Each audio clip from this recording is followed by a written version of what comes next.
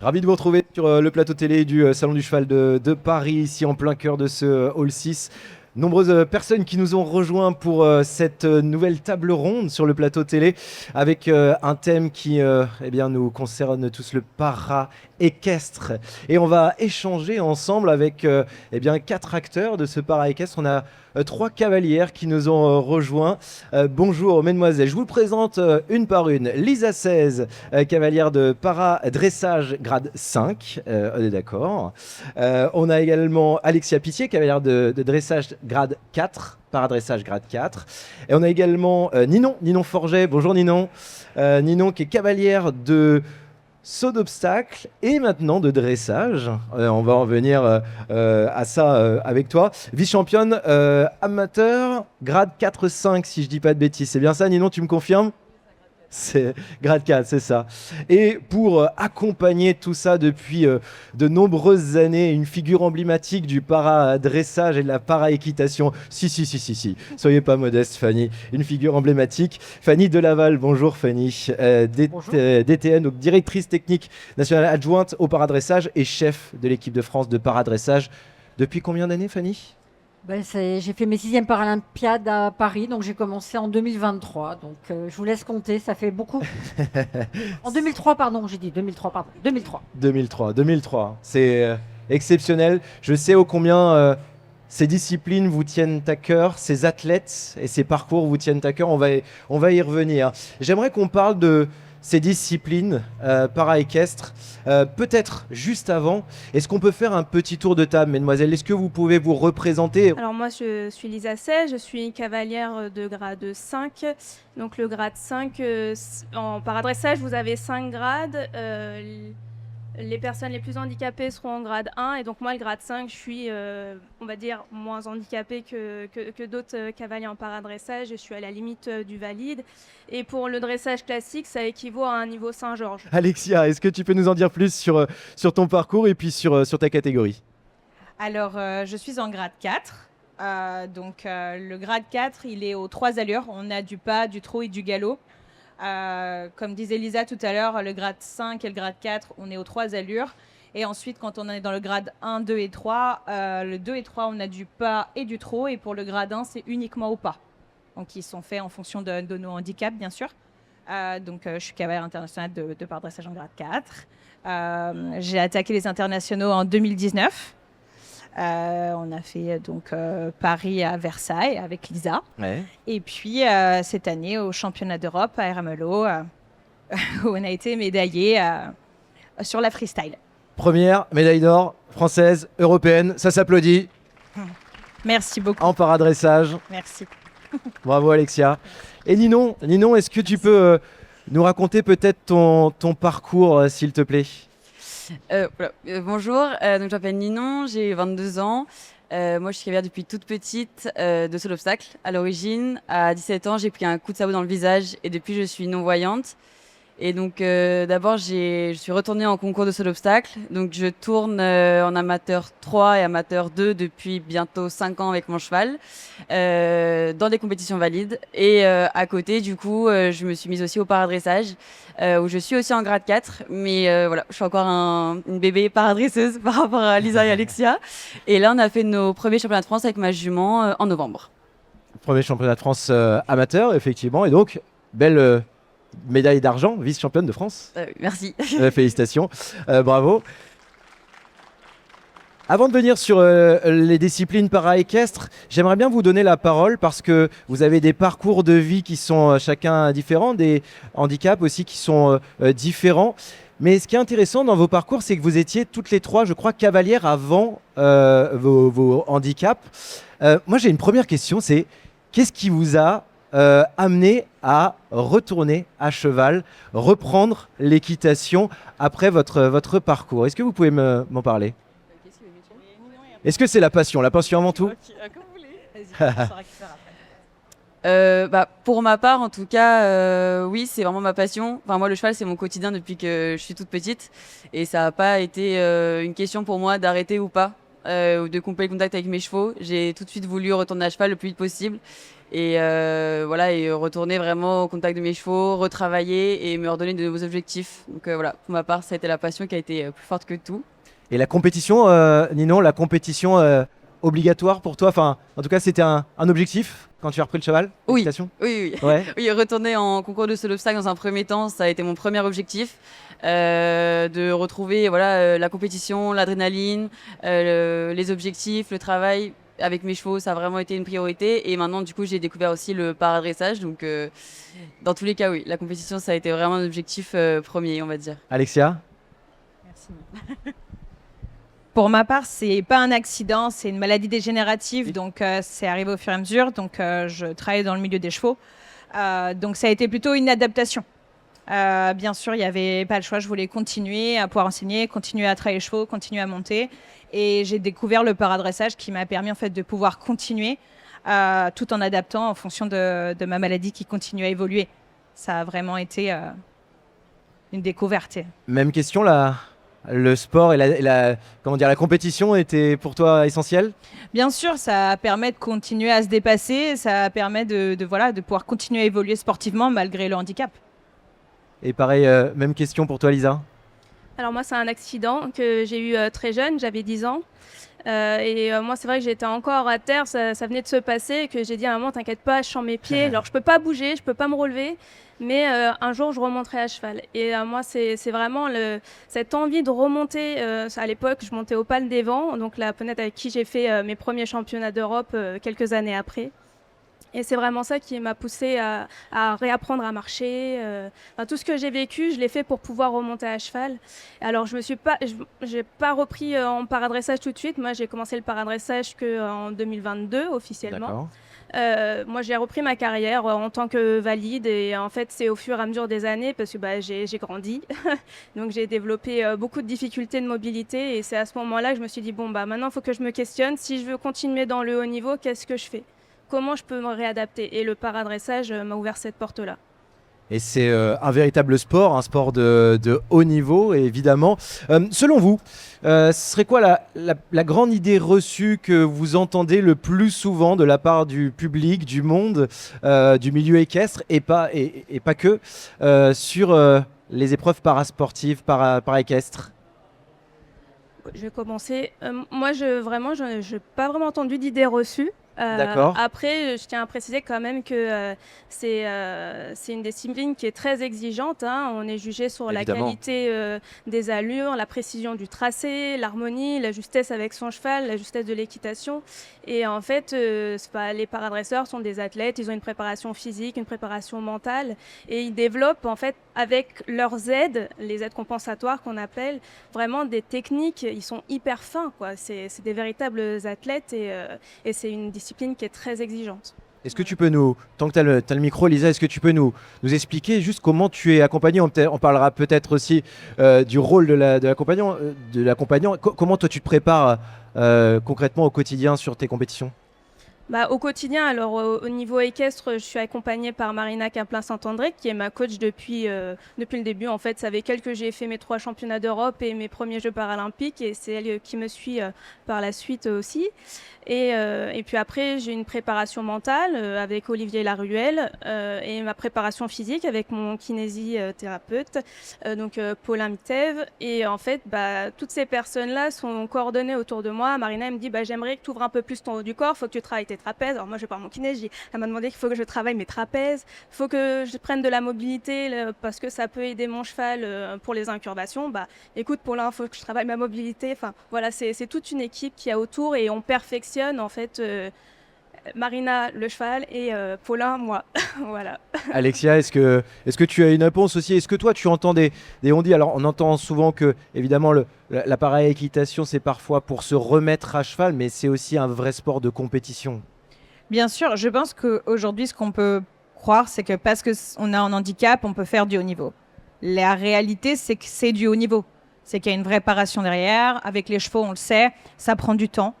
On doit se préparer techniquement, physiquement. On n'arrive pas comme ça à haut niveau parce qu'on a un handicap. Ça nous permet de pouvoir continuer la compétition et de vouloir aller faire de la performance, mais ça prend le même temps que pour les valides, c'est la même exigence. La différence, c'est qu'on s'adapte avec nos handicaps. Ninon, est-ce que tu as quelque chose à nous dire aussi sur ce thème? Oui, c'est vrai que voilà, enfin le paradressage, même si on est des personnes en situation de handicap, pardon, ça reste vraiment un sport qui est extrêmement exigeant. Et pour l'avoir vécu, parce que du coup, moi, j'ai vraiment commencé le dressage il y a 3 ans. Avant, j'étais vraiment pure cavalière de CSO. Je suis encore en train de le vivre. C'est énormément de travail, c'est beaucoup de précision, c'est beaucoup de remise en question, et c'est extrêmement exigeant. Et enfin voilà, c'est pas juste enfin voilà, une petite occupation comme ça, quoi. C'est vraiment un sport à part entière et dans lequel il faut vraiment s'impliquer. Enfin, c'est une vraie discipline, quoi. Donc ouais, je pense que faut, comme on dit Lisa et Alexia, les paradresseurs sont les athlètes, les chevaux aussi, et le handicap est un des paramètres, mais voilà, on reste tout de même des cavaliers qui travaillent extrêmement dur pour atteindre leurs objectifs. Évidemment, Fanny, vous qui les suivez depuis de nombreuses années et suivez ce sport depuis de nombreuses années, est-ce que vous aviez aussi quelque chose à dire? Oui, oui, moi j'ai envie de dire que oui, on entend beaucoup d'idées reçues parce que c'est du parasport, ça va être plus facilement accessible à haut niveau, ce que disait Alexia, que tout le monde se voit plus facilement aux Jeux paralympiques. On pense que les chemins sont plus simples que pour le sport valide, sauf que pas du tout. Les exigences sont les mêmes, les sélections sont aussi fortes et il y a aussi pas mal de candidats pour faire ces échéances-là et ça n'a rien de plus facile. C'est aussi compliqué que pour toutes les disciplines sportives en France de se sélectionner pour des Jeux, qu'ils soient olympiques ou paralympiques. Donc aujourd'hui, il faut bien dire que moi, je dis toujours que je ne vois pas de personnes en situation de handicap. Quand j'encadre les équipes, je vois des athlètes. Et le handicap, ok, il est là, mais très vite, on passe au-dessus pour parler compétition, performance et athlète. Évidemment. Alors, on parle quand même de disciplines qui n'incluaient pas les athlètes paralympiques avant et qui s'est adapté finalement avec des règles, avec un jugement également qui s'est adapté. Est-ce qu'on peut parler de cette adaptation? Peut-être qu'on va parler du dressage, du paradressage dans un premier temps, et je te donnerai la parole, Ninon, également sur la partie saut d'obstacle, et tu nous expliqueras comment ça fonctionne pour toi, comment tu es accompagné également. Comment ce sport s'est-il adapté? Tout à l'heure, Lisa, tu parlais déjà des grades, des catégories qui sont là en fait tout simplement pour apporter de l'équité entre les différents athlètes. Il faut évidemment qualifier les types de handicap pour garantir l'équité sportive. On est d'accord? Oui, tout à fait. Alors en fait, en tant que paradresseur, on va passer ce qu'on appelle une classification. Donc voilà, ce sont des classificateurs nationaux et puis après, si on souhaite aller à l'international, on passe devant des classificateurs internationaux qui valident notre certification pour concourir à l'international. Et donc du coup, on a pas mal d'exercices à faire et en fonction de ça, ils vont nous mettre dans un grade. Et du coup, ça va être des reprises qui vont être adaptées, plus adaptées, on va dire, au niveau physique pour pouvoir supporter une saison de compétition, qu'elle soit au niveau national ou international, qui sont très intenses. Et voilà, donc comme le disait Alexia, le grade 1, ce sont des handicaps lourds. Et donc, du coup, ils vont concourir uniquement au pas. 2 et 3, va y avoir du pas et du trot. Et le grade 4 et le grade 5, ça va être les 3 allures, mais avec des mouvements de manège qui vont être différents. Voilà. Est-ce que tu peux nous expliquer comment se fait cette classification? Donc, tu disais, on passe devant une commission, c'est ça, de classification? Ce sont des kinés qui font des D'accord. tests physiques sur nous. Et puis, en fait, ils ont des grilles, tout simplement. Et en fonction de ça, à la fin, on appartient à un grade. Et il faut savoir qu'on a des aides compensatoires en paradressage. Alors, il y en a qui sont communs à tous les grades. Par exemple, le salut, on peut saluer uniquement avec la tête. L'utilisation du stick. Et aussi le trot enlevé, par exemple. Moi, je me souviens avec Saloon, quand j'ai commencé le paradressage, vu qu'il venait de reprendre les concours, il était assez actif. Donc, je me suis dit, je vais me mettre au trot enlevé, comme ça va lui permettre de penser qu'on est en détente et ça va lui faire baisser la pression. Et ça, c'est possible uniquement en paradressage parce que sinon, on est au trot assis. Et après, il va y avoir des aides compensatoires qui vont être personnelles à chaque cavalier. Moi, quand j'ai passé ma classification internationale, on m'a proposé des étriers magnétiques pour être sûr que je ne perde pas mes étriers, par exemple. Enfin, voilà, c'est propre après à chaque cavalier. Oui, c'est le sport aussi qui s'adapte pour être le plus inclusif possible. On parle de l'équipement, tu parlais des grades et des équipements. Il y a aussi le jugement qui s'adapte. Alors, j'ai envie de dire qu'il s'adapte oui et non. C'est-à-dire que, en fait, le jugement, finalement, il reste le même. C'est-à-dire qu'on juge comme dans le dressage pour les athlètes valides, c'est-à-dire les allures du cheval et la réalisation des figures, comme pour les athlètes valides. Alexia, Fanny. Oui, je vais dire, moi je donne toujours un petit exemple, que si un cavalier par exemple monte qu'avec un seul bras, il n'a pas de bras gauche, il a une volte à gauche à faire, le juge ne va pas changer sa note parce qu'il n'a pas de bras gauche. Il faut que la volte soit régulière, incurvée, de la bonne taille, avec une bonne activité. Et le juge doit apprendre à oublier le handicap pour juger que la performance équestre. Et c'est une formation que font les juges avec des personnes expérimentées, que ce soit au niveau national, international. Et à ce moment-là, on arrive dans cette équité dont parlait effectivement Lisa. Ninon, j'aimerais bien Alexia, tu avais peut-être quelque chose à rajouter. Ninon, j'aimerais bien t'entendre pour savoir comment la discipline s'est adaptée également pour inclure les personnes non-voyantes comme toi. Est-ce que tu peux nous expliquer déjà sur ta première discipline sportive qui était le saut d'obstacle? Explique-nous comment ça s'est adapté et comment aussi tu as été inclus dans des compétitions valides. Alors en saut d'obstacle, oui, donc du coup comme vous l'avez dit, je suis en valide et donc je suis en termes de barème et de classement comme tout le monde, mais j'ai le droit à mes aides sur le parcours du coup. Et donc on a développé tout un système avec ma coach qui avait déjà été pris avant par des cavaliers non-voyants et que nous on a adapté un petit peu avec nos codes sonores et du coup maintenant je suis guidée à la voix. Donc il y a ma coach Virginie qui me guide à travers le téléphone. On est au téléphone et elle me donne des ordres, enfin elle me donne mes directives. Voilà, quand est-ce que je dois plier, quand est-ce que je dois écarter. Et j'ai des clients à chaque obstacle avec différents codes sonores. Mais je pense que pour parler de ça, peut-être que Virge est la mieux placée. Venez Virginie, Si elle peut venir. venez, rejoignez-nous. Alors, je vais vous demander de vous mettre à la hauteur, comme ça on va pouvoir bien vous voir. Parfait. Virginie, expliquez-nous comment ça fonctionne concrètement. Alors, vous êtes en relation avec Ninon avec une oreillette, c'est ça? En fait, oui, bonjour. Bonjour. Ninon a des lunettes avec des oreillettes dans les branches. Donc D'accord. moi, je suis au téléphone. Je la guide. J'essaie de lui donner le tracé le plus parfait pour elle. Après, les crieurs, on a cherché longtemps, hein. Au début, on a raté beaucoup. On passait des obstacles qu'on ne devait pas sauter. On n'était jamais au bon endroit. Donc au début, on n'avait que les là qu'appelle l'obstacle. Je me suis vite rendu compte qu'on n'était jamais... Dès qu'on sautait, on se retrouvait à l'intérieur de la carrière, tout le temps.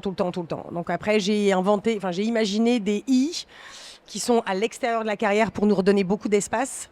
Et quand on a fait les préparatoires, ça allait bien, on s'est cru fort. Mais dès qu'on a fait des épreuves amateurs, la vitesse ou le Grand Prix, il fallait tourner à des points précis. Et alors là, c'était de nouveau un gros problème. Donc j'ai mis des et. Donc il y a des mecs qui ont mis, c'est vraiment un piquet qui dit et Ninon, elle tourne autour de ça. Le cheval est incroyable parce qu'il a bien compris, il se sert bien de nous parce que quand il sait pas trop et dès qu'il y a un là qui démarre, on le voit, il va direct là où il appelle. Donc vraiment, hier d'ailleurs ça s'est bien vu, le paddock c'était très difficile, on a eu du mal, le cheval n'a pas compris ce qu'on faisait. Il s'est dit, il y avait beaucoup trop de monde, c'était trop petit, donc j'ai dit on va vite aller en piste. Dès que les là sont démarrés et tout, le cheval il s'est dit ça je connais. Donc on a fait comme ça. Pour pouvoir faire du concours, au début j'appelais tout le temps les organisateurs du concours, savoir si c'est d'accord qu'on vienne. Parce que il n'y a rien d'écrit, mais voilà, donc tout le monde a toujours bien joué le jeu. Les premiers où on a fait du concours, ils ont été fantastiques. Ils arrêtaient même les autres pistes pour qu'on puisse faire. Enfin, c'était vraiment bien. Et maintenant, la première année, on n'a pas eu les points pour le championnat de France. Parce qu'on n'était pas tout le temps fort. Deuxième année, on les a eus. Et l'année dernière aussi. L'année dernière, sur les 3 jours d'épreuve, on a quand même eu un parcours sans faute en amateur 2 sur la piste rouge au Mans. C'était quand même pas rien. Il n'y a pas eu beaucoup de sans faute. Donc c'était quand même un truc qui était... J'y étais. Ouais, c'était... J'étais même sur la carrière, la piste blanche, donc au-dessus. Ouais, c'était... On a arrêté l'épreuve tellement il y avait de bruit, tellement il y a eu d'applaudissements. C'est vrai, hein, c'est impressionnant. Et alors, il y a des gens il n'y a pas que des gens bienveillants. Il y a des gens des fois qui disent c'est pas possible, elle voit un peu. Et quand elle a sauté ce parcours, je lui ai dit à la fin, sincèrement, quand il pense ça, je les crois. Enfin, je les comprends. Parce que je me dis, c'est pas possible. Elle a fait, c'était c'est pas souvent où je le dis, mais là, on avait fait un truc, c'était les crieurs, ils étaient fantastiques. Ouais. Elle a monté comme une star. Le cheval, il était là avec nous. Et on a compris une chose, c'est que quand on fait du parcours, ces crieurs, c'est sa mélodie. Ça veut dire que s'il y a une seconde sans son, on est perdu. Et là, on arrive vraiment maintenant à faire... alors, on a les concours, on a les bons crieurs. Et les concours, on a les... notre équipe, Ouais. c'est que des gens qui font du concours qui viennent avec nous. Donc, on peut pas leur dire... Enfin, ils ont une vie. Ils n'ont pas que nous dans leur vie. Donc, quand il y a la bonne équipe, vraiment, on est... C'est exceptionnel. Ouais, c'est super. C'est ce que j'allais dire, vous avez trouvé votre manière de fonctionner à vous qui vous est propre finalement. Parce que... Moi, j'ai eu des gens qui ont appelé, etc. Après, moi, je me vois C'est guider que impossible. Ninon parce que je suis on est connectés bien les deux. Bien Après, sûr. Ninon, elle travaille pas du tout en Trois, dressage à avec trois moi. aussi avec le Exactement. cheval, je suppose. Ninon, elle fait pas le dressage avec moi et quand je l'ai fait un peu pour remplacer Marie qui mettait au monde sa petite fille, j'ai dit que c'était beaucoup trop difficile. Sincèrement, je trouve que c'est plus facile de faire un parcours que de faire la prise de dressage, réellement. En tout cas, dans le handicap de Ninon, moi, ça me paraît... Ouais. et quand je les vois évoluer là, c'est incroyable. On a vraiment chacun notre partie. On n'a pas le même cheval, on n'a pas les mêmes codes. Et au début, on a essayé un peu, mais non, elles ont fait leur propre code à elles. Moi, j'ai les miens et c'est bien comme ça, quoi. Merci beaucoup pour votre partage. Merci, Merci. Virginie. Et Ninon, est-ce que je peux juste te demander comment ça fonctionne côté dressage alors maintenant? Est-ce que c'est pareil? Tu travailles avec une équipe de crieurs pour chaque lettre, c'est ça? Comment ça fonctionne? Oui, c'est ça. En dressage aussi, du coup, je suis appelée à la voix. Mais cette fois-ci, du coup, ma coach Marie Mussard n'intervient pas quand je suis sur la reprise. Il y a un crieur à chaque lettre. Et ils sont géniaux parce qu'ils apprennent toutes les reprises en avance avec moi pour être prêts à dérouler. Et en fait, au fur et à mesure de ma reprise, ils m'appellent selon les lettres où j'ai besoin d'aller. Ils m'appellent au fur et à mesure et on déroule comme ça les reprises. Voilà. C'est exceptionnel. Merci beaucoup pour le parcours, en tout cas votre partage d'expérience. Virginie, vous pouvez rester avec nous. Vous pouvez vous mettre sur la coudoir. Au pire, installez-vous. On est à la maison ici. Bah voilà, parfait, magnifique. Moi, j'aimerais bien qu'on parle aussi. Virginie a commencé à en parler et à en parler avec moi du cheval, évidemment, de ce médiateur aussi, parce qu'on peut parler dans cette partie-là que le cheval est médiateur dans l'accompagnement. Comment ça fonctionne avec vos chevaux? Est-ce qu'ils sont entraînés à vous accompagner? Est-ce que on sait que ce cheval est médiateur, on parle d'éponge à émotion. Est-ce que eux, désolé du terme, mais ressentent votre handicap? Est-ce qu'ils compensent un handicap? Comment ça fonctionne concrètement avec ce cheval, Alexia? Déjà, c'est vraiment des partenaires. On apprend à se connaître. Bien sûr qu'ils sentent le handicap. Je pense que là-dessus, il n'y a pas de sujet. Maintenant, il y a tout un travail à faire sur le fait que, d'ailleurs, sur le haut niveau, maintenant, c'est ce qu'on parlait, ça reste des chevaux qui peuvent aller concourir clairement sur le circuit valide. Donc, c'est des chevaux qui ont beaucoup d'énergie. On doit adapter, le mental du cheval. On doit quand même avoir des chevaux qui sont aujourd'hui bien désensibilisés parce qu'il y a tout un environnement. On doit quand même avoir des chevaux sûrs. Et techniquement, bien sûr, on va s'adapter, mais on doit pouvoir avoir des chevaux qui vont quand même faire exactement la même chose que sur les valides. Donc, on va avoir des codes très clairs. En fonction des handicaps, on va avoir aussi les entraîneurs qui vont travailler les chevaux, parce que les chevaux, ils doivent... c'est pas parce qu'ils font que du pas, par exemple, dans un gradin, qu'ils doivent pas se muscler, qu'ils doivent pas continuer à travailler.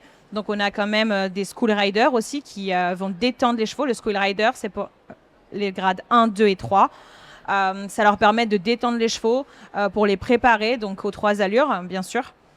Donc oui, on a des différences par rapport au fait qu'on doit avoir des chevaux mentalement très prêts, physiquement bien évidemment, parce qu'en fonction d'un handicap comme des hémiplégies, on peut aussi déséquilibrer les chevaux. Donc l'idée, c'est vraiment de les aider au maximum. On a des codes très clairs, des chevaux quand même qui doivent rester très sensibles à l'écoute de notre corps, parce que finalement, il y a des endroits qui ne fonctionnent pas. C'est vraiment des chevaux exceptionnels et capables de faire vraiment la différence. Lisa, je sais que ton stallone, ça a été ton partenaire pour ces Jeux paralympiques. Tu disais même, parce qu'on s'est croisés l'année dernière ici sur ce plateau télé, et tu disais qu'il t'a porté aussi dans les moments où c'est impressionnant de rentrer sur cette carrière en plein milieu des jardins de Versailles. C'est un vrai partenaire de compétition pour toi, et même plus. Bah, moi, Stallone, ça a été vraiment mon partenaire de danse, un petit peu spécial pour les Jeux paralympiques. C'est vrai qu'il a été très impressionné du public. Alors, il n'avait absolument pas peur du lieu, mais voilà. Et Stallone, c'est un cheval qui a été préparé au Grand Prix. Il pouvait, si je le donnais à un cavalier valide, il pouvait aller demain tourner un Grand Prix, il n'y avait aucun problème. Donc c'est vrai qu'il nous a montré toutes ses compétences. Alors malheureusement, en paradressage, on n'est pas encore à ce niveau-là. Mais voilà, au moins on peut se dire que Stallone a piaffé sur Versailles et ça c'était chouette. Ça a fait de belles images qui ont été pas mal relayées sur les réseaux et à la télé. Donc oui, moi ça a été mon meilleur ami et c'était mon partenaire de danse et j'espère pouvoir développer cette relation-là avec ma nouvelle jument. J'aimerais bien poser la question à Ninon également, s'il te plaît. Ninon, Merci. comment vous communiquez avec ton cheval sur les épreuves de saut d'obstacle et de dressage?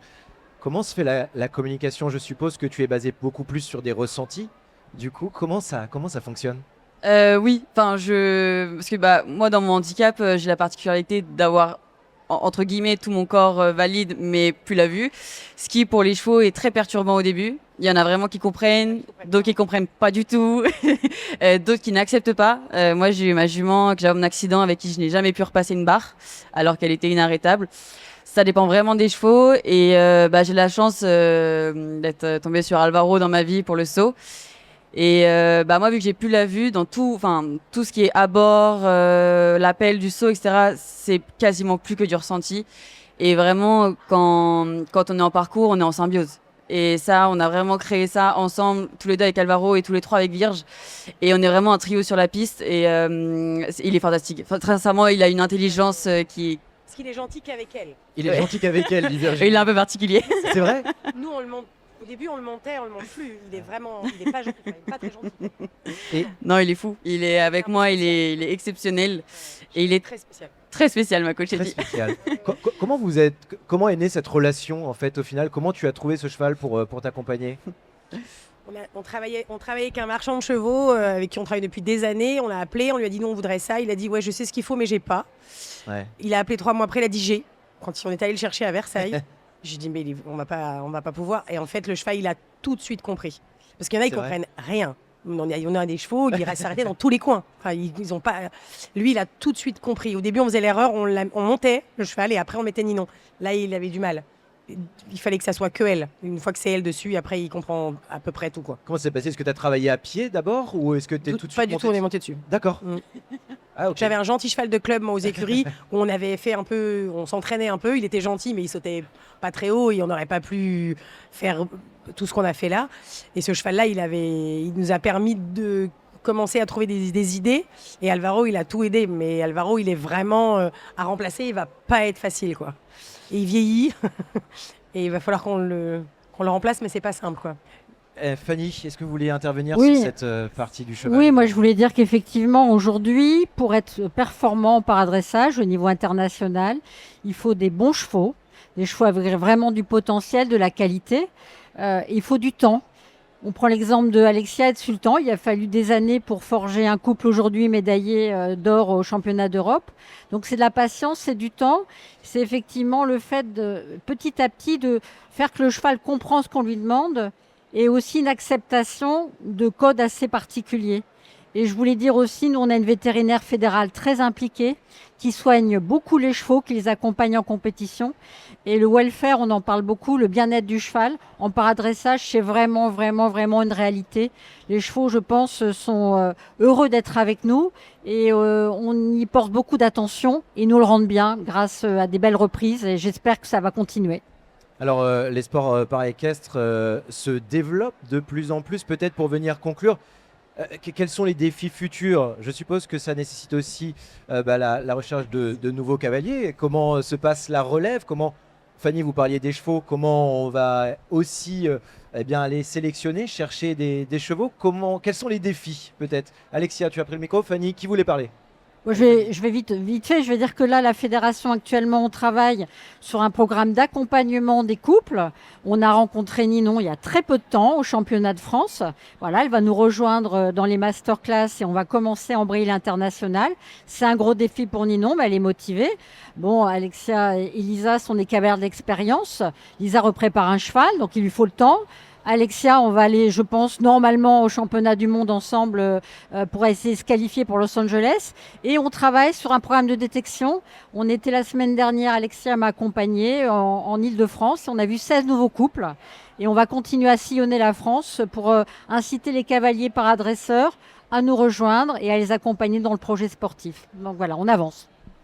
Peut-être un défi aussi futur, c'est agrandir cette visibilité. Alors, c'est vrai que les Jeux paralympiques de Paris 2024 ont mis encore plus en lumière les sports paralympiques et notamment le paradressage, seul sport paralympique au niveau de l'équitation pour le moment, peut-être le saut d'obstacle bientôt, ou peut-être intégré avec les valides. Peut-être aussi améliorer la visibilité des sports para-équestres. Peut-être que c'est un défi futur aussi. Bien sûr, et c'est pour ça que je pense que d'être intégré de plus en plus, comme cette année, toutes les disciplines seront ensemble à Rennes-Aix-la-Chapelle, c'est nous donner aussi de la visibilité. Parce que puis les stages de détection, de pouvoir justement permettre aux cavaliers de découvrir la discipline, savoir comment ils vont être classifiés. Et on est là pour ça aussi. C'est un peu notre objectif en tant qu'athlète, c'est de faire découvrir la discipline à plus de monde possible. Et ce qui nous a fait vraiment évoluer, c'est le fait maintenant d'être accompagné par la Fédération française d'équitation depuis le lendemain des Jeux de Rio. Et puisque nous sommes délégataires maintenant à la Fédé d'équitation pour la discipline, et on a une équipe de communication extraordinaire qui nous accompagne beaucoup et qui nous a fait énormément progresser en termes de visibilité, parce que la communication fédérale n'oublie absolument pas le paradressage, au contraire, et ça fait vraiment avancer les choses. La preuve, on est là aujourd'hui. Eh bien oui, évidemment, vous êtes comme toutes et tous ici sur ce salon du cheval. Merci beaucoup. Et Alexia, tu voulais compléter ? Non, merci beaucoup en tout cas à vous. Et d'ailleurs, est-ce que Ninon, tu as d'autres démonstrations sur la carrière d'animation? Non, c'est terminé. C'est bon, on va laisser tranquille. Merci à vous. Je vous souhaite un excellent salon. Peut-être, juste Fanny, on peut repréciser les prochaines échéances? Oh oui, grosse échéance. L'année prochaine, en 2026, nous avons donc les championnats du monde à Aix-la-Chapelle. Effectivement, championnat FEI avec les autres disciplines FEI de haut niveau, saut d'obstacle, dressage, attelage, voltige, j'en oublie certainement, et concours complet. Et il va falloir que nous allions nous qualifier pour les Jeux paralympiques de Los Angeles en équipe. Et là, c'est le gros challenge pour 2026. Donc, on va travailler pour ça. Donc, suivez-nous. Ça nous fera plaisir d'avoir des supporters derrière nous. Ah, c'est vraiment un plaisir de vous avoir. Je vous souhaite... Eh bien, mademoiselle, le meilleur pour la suite. Je croise les doigts pour Los Angeles, pour vous trois. Allez, je vous souhaite le meilleur en tout cas dans vos compétitions respectives et qu'on vous retrouve encore à toutes les trois à Los Angeles 2028. Merci beaucoup en tout cas pour ce partage lors de ces tables rondes. On peut les applaudir. Merci à vous. Tu voulais compléter ? Merci à vous de nous avoir suivis pour cette table ronde. On reste ensemble, une autre table ronde sur le Made in France dans l'équitation. À tout de suite.